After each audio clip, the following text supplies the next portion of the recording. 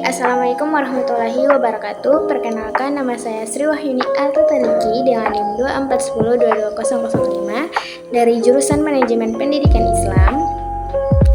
Di sini saya membuat video presentasi dalam bentuk mind map untuk memenuhi tugas UTS dan UAS dari mata kuliah Manajemen Peserta Didik dengan dosen pengampu Ibu Dr. Yanti Manopo, MPD. Baik, langsung saja pada materi yang pertama. Pada materi yang pertama yaitu konsep dasar peserta didik. Pengertiannya, pengelolaan seluruh aktivitas peserta didik sejak masuk sampai lulus. Tujuannya memberikan layanan pendidikan yang efektif, memastikan siswa memperoleh pembelajaran dan kesejahteraan siswa, mengembangkan potensi peserta didik, fokus pada perkembangan akademik dan non-akademik.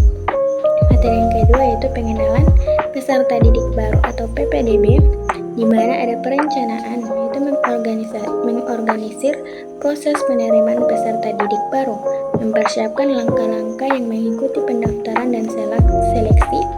Pendaftaran itu mengumpulkan informasi yang diperlukan untuk penerimaan siswa, formulir dan pengumpulan data sebagai bagian dari prosedur masuk seleksi. Menerapkan kriteria untuk menentukan penerimaan peserta didik dan dapat mencakup penilaian atau tahap seleksi. Pengumuman itu mengkomunikasikan hasil penerimaan kepada pelamar, diikuti dengan petunjuk langkah selanjutnya. Daftar ulang, menyelesaikan konfirmasi administrasi setelah diterima, meresmikan pendaftaran peserta didik di sekolah. Materi yang ketiga yaitu masa pengenalan lingkungan sekolah atau MPLS, di mana adaptasi mendukung penyesuaian siswa terhadap rutinitas dan lingkungan, membantu siswa baru menjadi nyaman dengan kehidupan sekolah.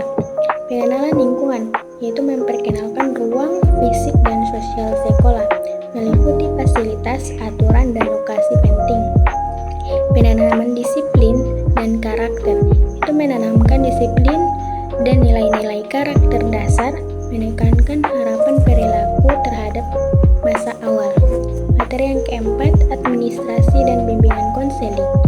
Administrasi memelihara data siswa, catatan pribadi dan informasi akademik, melacak kehadiran yaitu memantau pola hadir dan tidak hadir, mencatat prestasi yaitu mendokumentasikan prestasi akademik dan ekstrakurikuler.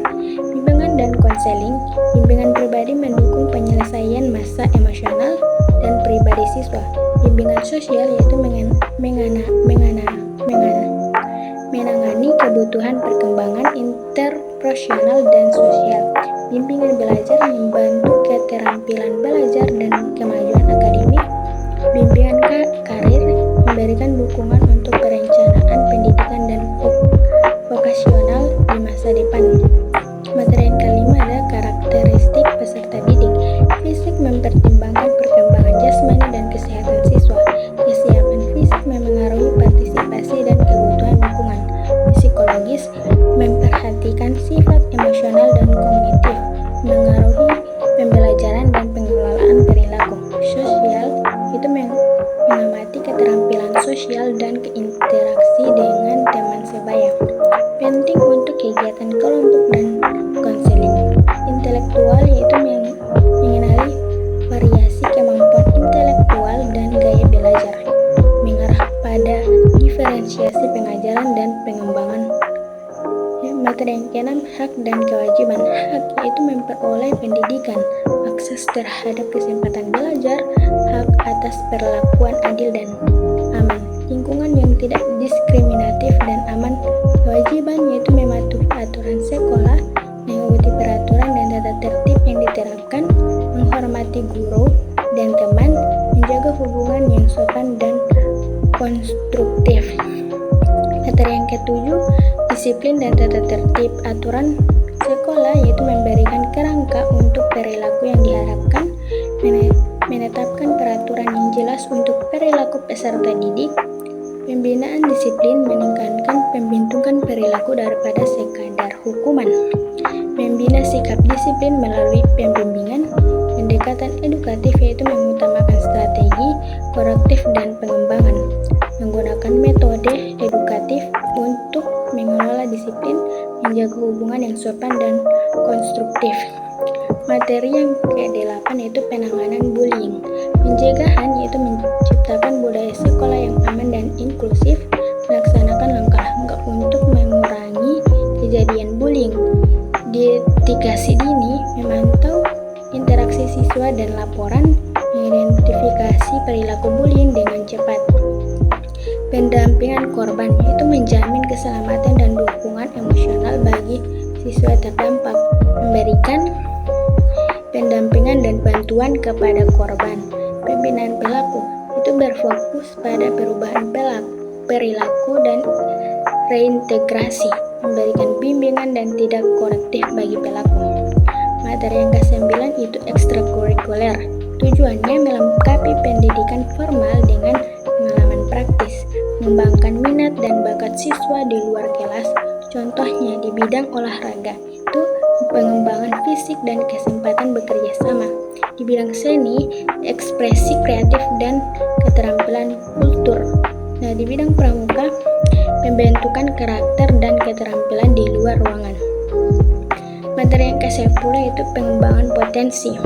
Domain yaitu pengembangan akademik, di mana memperkuat pengetahuan mata pelajaran dan keterampilan akademis. Pengembangan non-akademik, di mana mengembangkan bakat, karakter, dan keterampilan hidup. Metode yaitu pelatihan, kegiatan struktur untuk membangun keterampilan. Pembinaan, di mana membimbing terfokus untuk meningkatkan kinerja. Dan monitoring itu dukungan jangka panjang secara personal dan profesional. Nah, materi yang terakhir, prestasi peserta didik. Prestasi akademik, nilai dengan penghargaan akademik, pengakuan terhadap kinerja akademik. Prestasi non-akademik yaitu penghargaan di bidang olahraga, seni, dan kegiatan lainnya, di mana pengakuan atas keberhasilan ekstrakurikuler dan berbasis bakat, apresiasi, dan penghargaan, menggunakan penghargaan untuk memotivasi dan memvalidasi usaha siswa, dan memberikan apresiasi dan penghargaan resmi atas prestasi.